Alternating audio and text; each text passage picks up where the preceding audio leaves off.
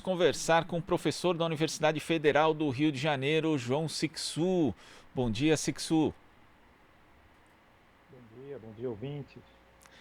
Sixu, ontem a gente teve uma declaração do ministro da Economia, Paulo Guedes, falando que o Brasil pode emitir moeda justamente aí para termos recursos tanto para o combate ao coronavírus quanto também para a manutenção do emprego e renda dos trabalhadores. Uma mudança de postura em relação a alguém que há um mês atrás, ali no início da pandemia, dizia inclusive que o Brasil poderia crescer mais do que 2% em 2020, sendo que a gente sabe que já ali as projeções indicavam para uma queda do PIB. Eu queria que você falasse a respeito dessa mudança de postura do ministro e também da importância do planejamento do Estado num momento tão crítico, tanto para a saúde pública quanto para o emprego e renda do trabalhador, que é a pandemia do coronavírus.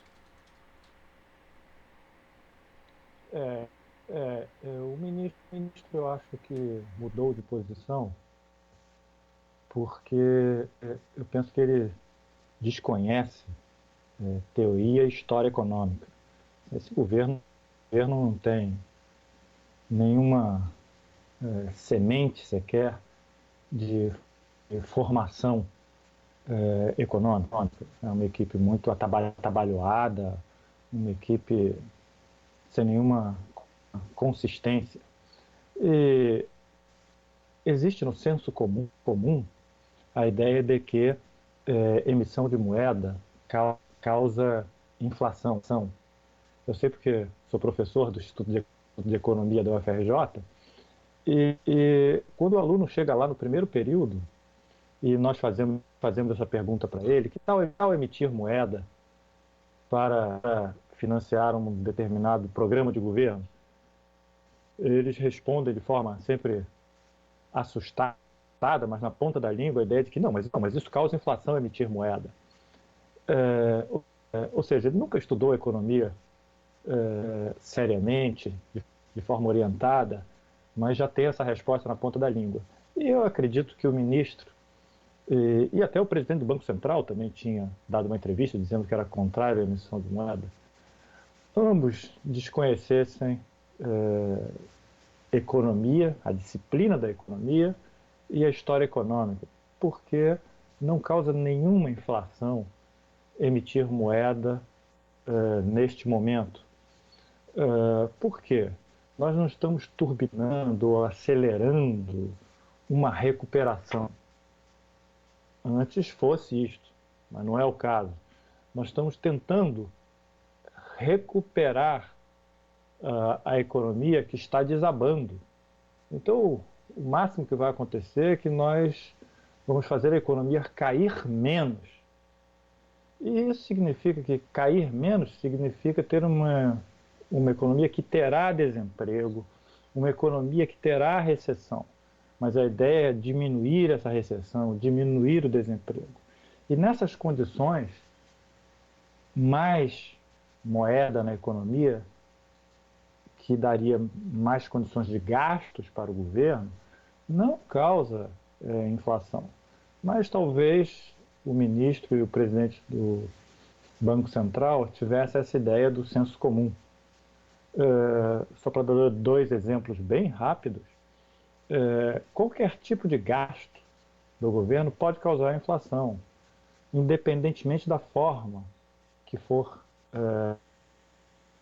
financiado, neste caso, emissão de moeda. Mas se for com endividamento, ou se for mesmo com tributação sobre os mais ricos, isso pode causar inflação, se nós estivermos numa situação de aceleração, de recuperação da economia. Portanto, esse mito eu acho que está caindo aqui no Brasil, porque já caiu. Aqui no Brasil as coisas chegam de forma muito atrasada, já caiu há muito tempo. Nos Estados Unidos, no Japão, na Europa. Os Estados Unidos emitiu trilhões de dólares de 2008 até os dias de hoje e vai emitir muito mais agora. Então, nós não podemos emitir reais para fazer compras de produtos que nós pagamos em dólares. Mas tudo aquilo que nós pagamos em reais, nós podemos fazer emissão de moeda. E só o governo pode fazer isso. Aliás, essa é uma das diferenças entre a economia do setor público e a economia doméstica. Muitos tentam fazer uma comparação. Olha, administrar o governo é igual administrar a economia do lar. Pergunte para qualquer dona de casa que ela vai saber como faz. Não, a dona de casa não tem algo que é essencial, que é a casa da moeda, a fábrica de emitir dinheiro. Então, são coisas muito diferentes. Agora, Sobre o segundo ponto que você me sim. perguntou, sobre o planejamento, pode falar, Não, por favor. ia perguntar justamente disso, né, da questão do planejamento, porque o governo, inclusive, anunciou o chamado Plano Pró-Brasil, né, que é realmente um esboço, não existem ali diretrizes específicas falando a respeito do investimento público de 30 bilhões, que muita gente considera muito pouco, e que, na verdade, o grande cerne seria ali o programa de concessões, avaliado ali em 250 bilhões que viriam da iniciativa privada. Então, eu queria que você comentasse isso, Sixu, e também a importância do Estado, não só na injeção de recursos, mas como na coordenação de políticas públicas que possam preservar a renda e o emprego dos trabalhadores. É, essa sua pergunta é muito importante. Eu acho que é a pergunta do momento para a história do Brasil. Nós precisamos de planejamento. Mas, em verdade, uma economia sempre precisa de planejamento, uma sociedade sempre precisa de planejamento, um Estado sempre precisa de planejamento. Planejamento é uma forma de governar que trata a governança de forma minuciosa, detalhada e organizada. Quer dizer, nós precisamos governar com técnica. O problema é que esse governo governa de forma completamente atabalhoada. Não tem governo. Não tem governo. É um amontoado que faz iniciativas, volta atrás, faz declarações, volta atrás, faz políticas, a política não é implementada. É um amontoado de pessoas fazendo uma bagunça na administração federal. E aqui eu não estou falando da parte política, não, né? Não estou fazendo uma crítica no campo da administração. Trata-se de uma bagunça. Isso é gravíssimo, porque um governo tem que funcionar. Aí sim vale a comparação com a economia e com a vida doméstica. Uma casa tem que funcionar. E um governo tem que funcionar. O governo brasileiro não funciona. Antes de colocar mais questões sobre. É óbvio que a única que foi feita durante essa crise é uma política que deve ser elogiada e transferir R$ 600 para trabalhadores informais, desempregados, desalentados, pode chegar de 600 até 1.200. Veja a implementação. As, os vídeos na internet são lamentáveis, de milhares de pessoas brigando em fila perante as agências da Caixa Econômica. E ontem eu vi uma cena lamentável, como só pode entrar com máscara dentro das agências. O povo estava sendo solidário, então eles emprestavam a máscara que usavam uns para os outros para poder entrar, que é um suicídio coletivo isso. Mas era o que acontecia nessas cenas bastante lamentáveis, que as pessoas emprestavam a máscara que usavam para as outras poderem pegar os seus parcos recursos. É uma demonstração de solidariedade, mas também uma demonstração da falta de planejamento e que está levando a população ao suicídio, à contaminação completa. Bom, voltando à questão do planejamento de forma assim mais objetiva, diria que é preciso o governo atuar de forma bem organizada. Então é preciso, nesse momento, um momento inédito na história, é preciso ter o planejamento como instrumento e saber viabilizar o planejamento. Diria que, se fosse eu lá no lugar do ministro ou do presidente da República, isso jamais ocorrerá, mas hipoteticamente podemos pensar neste assunto. Teria que montar um comitê de cientistas de todas as áreas, das mais variadas áreas, para elaborar políticas. Um comitê formado por médicos, historiadores, infectologistas, engenheiros, biólogos, antropólogos, gente que tenha experiência, que tenha conhecimento, para tentar enfrentar o desconhecido. E teríamos que montar também um comitê dos vários segmentos sociais, de trabalhadores, empresários, sem terra, sem teto, etc., para interagir com esse primeiro comitê para que políticas possam ser elaboradas de forma adequada e que possam ter sucesso. E nada disso é feito no Brasil. Nada. Não toma uma medida sequer organizada. Toma medida de forma, falado muito e repetido aqui agora, de forma trabalhada. É preciso socorrer os estados. Sem socorrer os estados e as prefeituras, o Brasil vai parar, porque a economia está parada, a arrecadação de ICMS e de ISS caiu drasticamente, e o resultado disso será o quê? O resultado será que logo vai chegar na situação onde os estados não vão ter mais condições de pagar o funcionalismo. Não pagou o funcionalismo, acontece o quê? Crise, a primeira crise é no funcionalismo, mas crise em toda a economia do Estado, porque quando o funcionalismo deixa de receber, ele deixa de gastar. Se ele deixou de gastar, alguém vai deixar de receber. Isso vai multiplicar o desemprego nos estados. Então, é preciso pensar de forma planejada nesses segmentos que eu vou mencionar, nos trabalhadores informais, desalentados e desempregados. É preciso pensar nos trabalhadores formais, aqueles que estão trabalhando nas micro, nas pequenas, nas médias, nas grandes empresas. É preciso garantir o salário desses trabalhadores para que eles não sejam demitidos através de crédito para as grandes empresas, e para as demais, eu acho que tem que haver transferência de recursos do governo para as empresas, para que as empresas possam pagar o salário dos trabalhadores. O trabalhador demitido é um multiplicador de desemprego. O governo ainda não aprendeu isso, não sabia nem que emitir moeda não causa inflação, imagina entender de multiplicador do emprego. Cada trabalhador que vai para a rua e é demitido, ele gasta menos e, portanto, ele multiplica dentro da economia essa redução de gastos e o aumento do desemprego.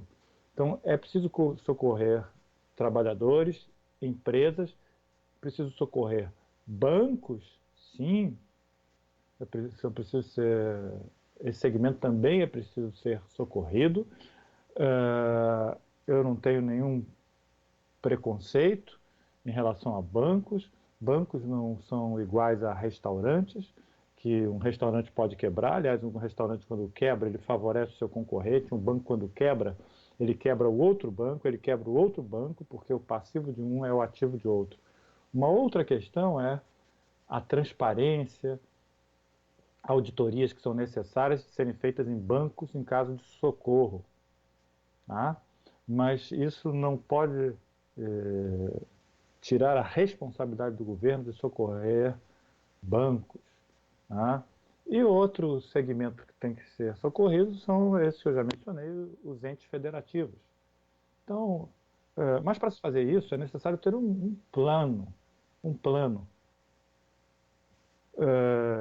de se organizar a economia e a sociedade e o Estado brasileiro dentro da crise. E é preciso ter um outro planejamento. é preciso ter um planejamento para fora também. Para fora, que eu digo para frente, né? É preciso, planejamento é isso, é antecipação, é organização do futuro. Então nós precisamos ter um plano para organizar o nosso futuro, para organizar a nossa saída da crise.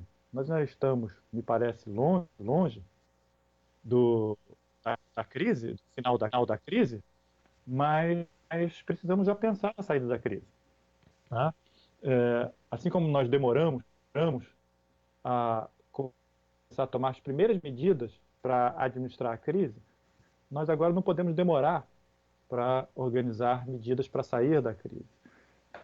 Então eu diria que eu quero dar um exemplo que para mim é muito marcante. A Inglaterra estava mergulhada em 1900 na década de 40, né? Mergulhada na Segunda Guerra Mundial. Portanto, um país em guerra, um país em crise. Um economista liberal, do Partido Liberal, não do Partido Trabalhista, fez um relatório chamado Relatório William Beveridge, que é o seu nome, né, ficou conhecido depois como Relatório William Beveridge, onde ele lançou as bases do estado de bem-estar social da Inglaterra e que serviu de documento de orientação para diversos países. Então, a Inglaterra, quando já saiu da guerra, o relatório foi lançado em 1942, a Inglaterra, quando saiu da guerra em 45, 46, já tinha um norte e organizou um belíssimo estado de bem-estar social que causou satisfação, felicidade para o povo inglês, pelo menos por 40 ou 50 anos. Até hoje, ainda é bem reconhecido, pelo menos seu sistema de saúde, seu sistema educacional, apesar de já estar bastante destruído. Então, essa que é a ideia do planejamento. O Brasil precisa disso. O Brasil precisa de cabeças pensantes, de cientistas, de trabalhadores, pensando o Brasil, tentando organizar o seu futuro, administrando a crise de forma bastante organizada e científica, e pensar o futuro também de forma bem organizada e científica. Organizar um país como o Brasil não pode ser tarefa de grupos despreparados, grupos que não têm nenhuma formação intelectual, nenhuma orientação teórica, que não têm conhecimento da história. Realmente isso leva à situação que estamos, e o futuro, estava até esquecendo de tocar no plano que você mencionou, o futuro não me parece muito, diria, parecer muito positivo. Esse plano que foi lançado agora não foi plano nenhum, esse Pró-Brasil. E ainda me assustou ali que o plano é até 2030 que foi lançado.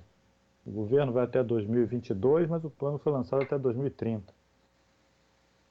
Isso causou uma certa estranheza profunda. Diria que esse plano é um conjunto de slides, né? Não tem plano nenhum de nada. Olha só, nós temos que pensar no planejamento, que envolve todas as dimensões da vida. Agora, tentem comparar assim, o que foi o PAC e esses slides que foram lançados agora. É algo completamente diferente, de outra dimensão. São coisas incomparáveis. Então, eu digo que planejamento é muito mais do que obras públicas. Planejamento não é só obra pública. Planejamento foi feito, por exemplo, nos Estados Unidos da década de 30, onde tinham, sim, obras públicas dentro do planejamento de Franklin Roosevelt para enfrentar a Grande Depressão. Mas essa era uma parte. Na verdade, eles fizeram leis trabalhistas, estabelecendo limites para a jornada de trabalho, proibindo o trabalho infantil, estabeleceram o salário mínimo, fizeram estímulo à sindicalização, fizeram estímulo ao trabalho de artistas, contratando vários artistas para fazer obras de arte em locais abertos, em praças, em parques, incentivaram o turismo, fizeram um extraordinário planejamento de regulação bancária e financeira. Então, muito pouco se sabe sobre isso e muitos pensam que o New Deal é apenas um plano de obras públicas. Não, o New Deal foi isto também, de transferência de recursos para aqueles desalentados, aqueles moradores de rua, foi isso também. Mas o New Deal foi muito mais do que isso. Foi desde regulação bancária até incentivo ao turismo. Então, é um plano organizado em todas as áreas. Então, aqueles assessores do Franklin Roosevelt tinham esse perfil que eu acabei de mencionar. Eram pessoas muito bem formadas, que conheciam história, etc., etc., e que eram grupos imensos de trabalho que montavam planos extraordinários e que os Estados Unidos se transformou num país também, eu diria, que proporcionava uma vida agradável durante muitos anos aos norte-americanos por conta do New Deal. E O aqui Deal foi um falta, né, plano Sixu, extraordinário. justamente essa coordenação, né? Não basta um plano de obras públicas, sendo que ainda é um plano bastante restrito. Ainda por cima, Sixu, a gente vai agora à participação da Marilu Cabanhas. Oi, Marilu. Olá, Glauco. Oi, Sixu. Quero te parabenizar aí por esse artigo, Planejamento contra a Covid-19 e a Insegurança, onde você coloca já no início que os pioneiros aí da ideia do planejamento foram os soviéticos na década de 20, né? E eu queria te colocar, Sixu, bom dia. Bom dia. Em relação aqui ao Brasil, como é que você também está vendo a iniciativa, né, do Consórcio Nordeste, né, que justamente está trabalhando nesta pandemia com uma equipe de cientistas, exatamente vai em direção ao que você estava propondo, né? Eu estava ouvindo aqui, e o seu artigo também fala sobre isso, é justamente um comitê, né, de cientistas, e agora a gente ouviu numa reportagem do Douglas Matos e Eric Jimenez, do Brasil de Fato, que eles trazem a notícia de que foi criada uma brigada especial de saúde para atender exatamente na atenção primária. Então, eles estão tentando agora conter, né, essa pandemia diretamente no local onde as pessoas ainda não estão tão graves, né? Então, enfim, com esse isolamento. Então, está existindo um certo planejamento, como você falou. E isso a gente pode dizer que este planejamento salva vidas, ou, como você disse, né, realmente existe até a própria população cometendo um verdadeiro suicídio na hora que entra com uma máscara emprestada né, dentro de uma agência bancária para poder conseguir os míseros R$ 600, né? Então, esse é um exemplo que pode ser seguido, Sixu, do Consórcio Nordeste, desse comitê que é chefiado pelo Miguel Nicoleles? Sem dúvida, eu tenho acompanhado o trabalho do Miguel Nicoleles, tenho, nesse período tenho visto muitas lives que ele tem feito e tem explicado o que tem acontecido lá no Nordeste e admiro muito. Quero dizer o seguinte, sobre o que está acontecendo no Nordeste é algo muito interessante, porque conjuga, na verdade, a governança planejada com algo que é necessário para fazer a governança planejada, que é preciso ter liderança política. Veja bem, as duas grandes experiências no mundo de planejamento foram feitas nos Estados Unidos, conforme eu mencionei, com Franklin Roosevelt, que era uma liderança extraordinária. Os discursos de Franklin Roosevelt se tornaram históricos, onde muitos economistas até diziam na época que o New Deal tinha muitas variáveis econômicas e tinha uma variável política, que era a sua liderança, a liderança de Franklin Roosevelt. Outra experiência de planejamento, eu acho que nós devemos também destacar, é o planejamento que aconteceu na União Soviética na década de 20, 30 e por alguns anos mais, que foi liderado por Stalin, Joseph Stalin. Eu não sou admirador dos métodos de governança política do Stalin, em termos de quebra e fim das liberdades individuais e políticas que aconteceram naquele período. Todos nós conhecemos as perseguições, assassinatos daquela época, e, portanto, não há nada a ser elogiado nesse campo, pelo contrário, porque existe a necessidade de fazer críticas duras, mas a organização a organização da governança, o planejamento, é um exemplo. Tanto que na década de 20 e 30, americanos e soviéticos disputavam quem era o pai da invenção, da ideia, do planejamento. Então, isso é muito importante. E no Nordeste, nós temos lideranças políticas locais, regionais, e tem dado um exemplo extraordinário, que não tenho dúvida que serão muito fortalecidos e sairão fortalecidos dessa crise, porque a população vai reconhecer que, apesar do sucesso não ser total, porque não é possível ter sucesso pleno nesse período, vai reconhecer o esforço e a organização do trabalho.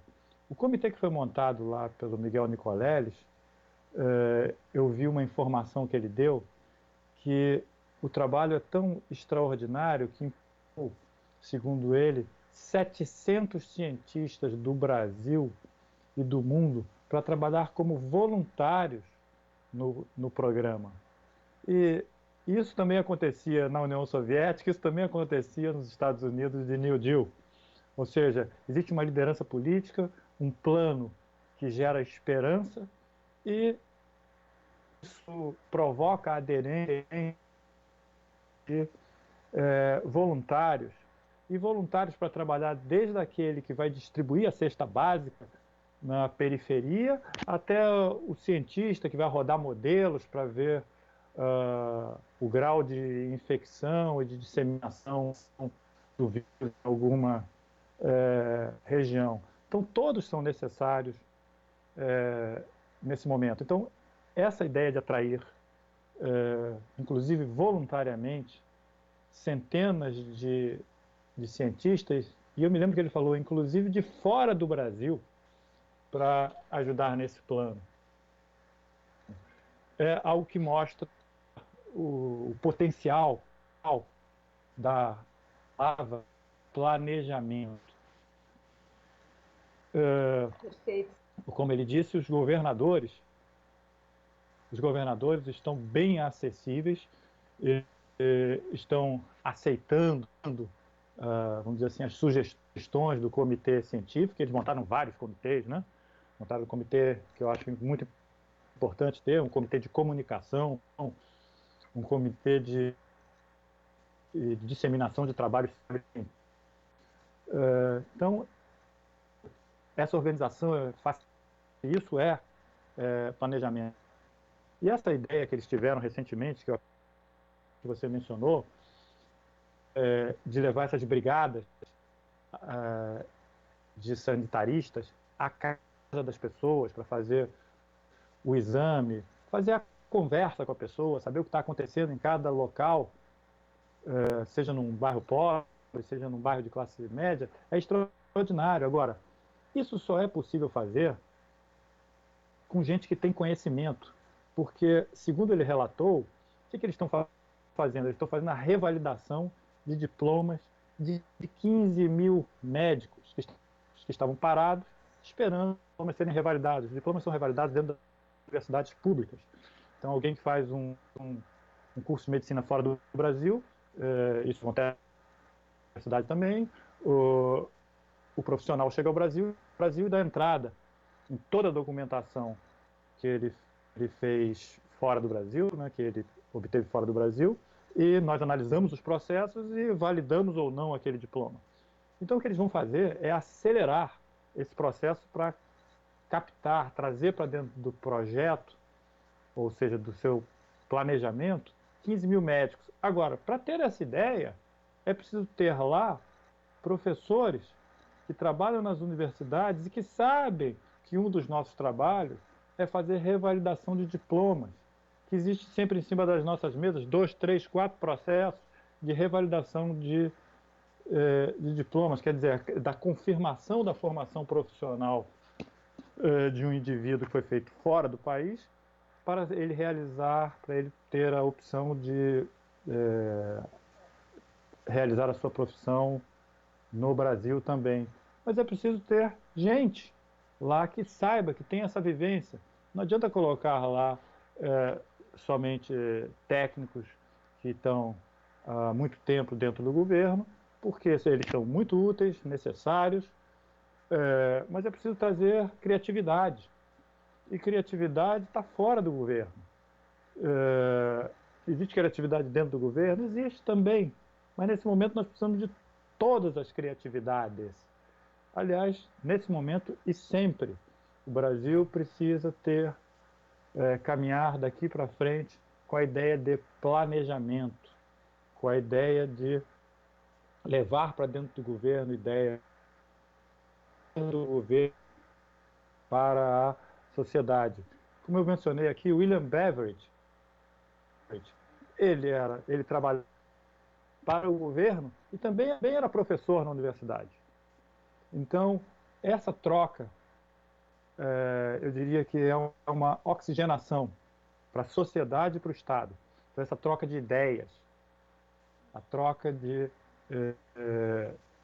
experiências, de políticas, e é isso que está sendo feito no Nordeste. Eu acredito muito que eles possam ter um resultado satisfatório. As condições não são fáceis, mas tem gente muito capacitada, gente muito dirigente. Quer dizer, muito dirigente porque o nosso ex-ministro da Previdência também está lá, o Gabas, que é um dirigente. E também está o ministro Sérgio Rezende, que foi o ministro extraordinário da Ciência e Tecnologia no governo Lula.